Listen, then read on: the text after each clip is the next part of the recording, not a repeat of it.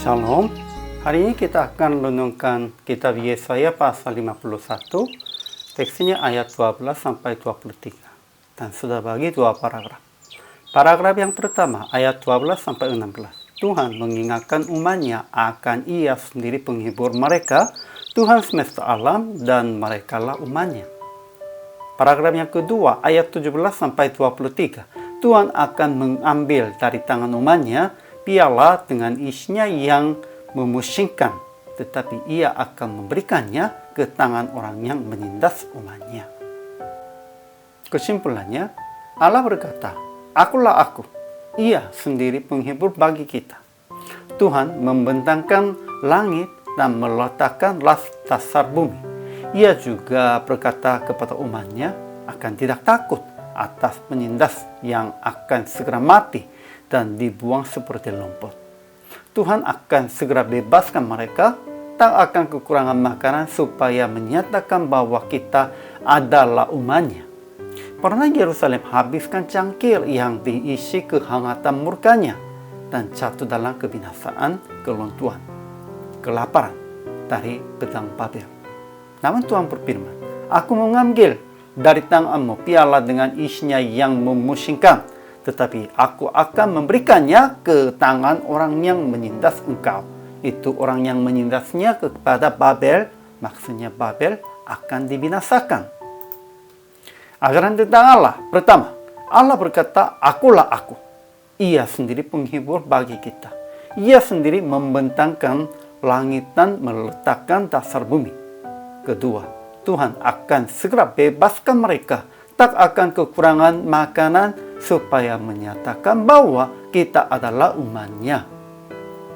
Ketiga, Tuhan akan mengambil piala dengan isinya yang memusingkan dari tangan Israel. Kemudian akan memberikan ke tangan orang yang menindas Israel.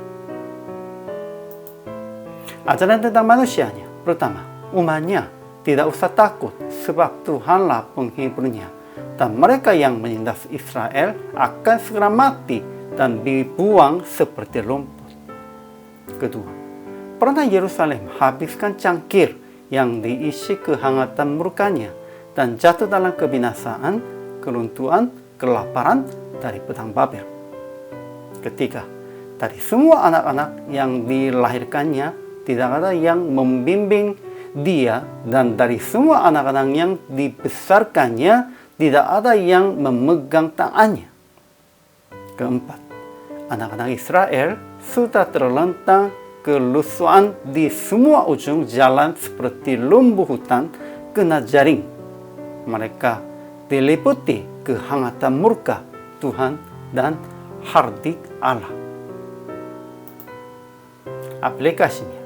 Pertama, jangan takut, sebab Tuhan menjadi penghibur kita. Kedua, jangan mabuk pencobaan duniawi. Hati-hati sebelum mendapat cangkir yang diisi kehangatan murka Tuhan. Ya, kita sudah jatuh pencobaan dan sudah mabuk tentang dirinya meninggikan diri.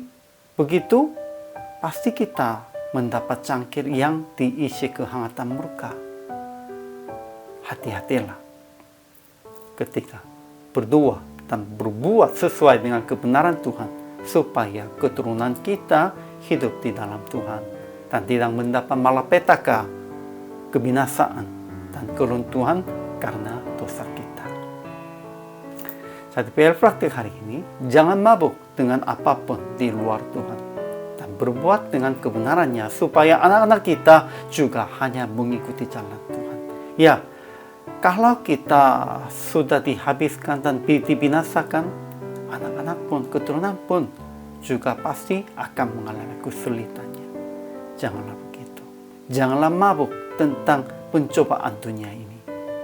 Kita hanya maju kepada Tuhan dan hanya melakukan sesuai dengan kehendak Tuhan saja. Hari ini juga selama melayani, Tuhan Yesus memberkati.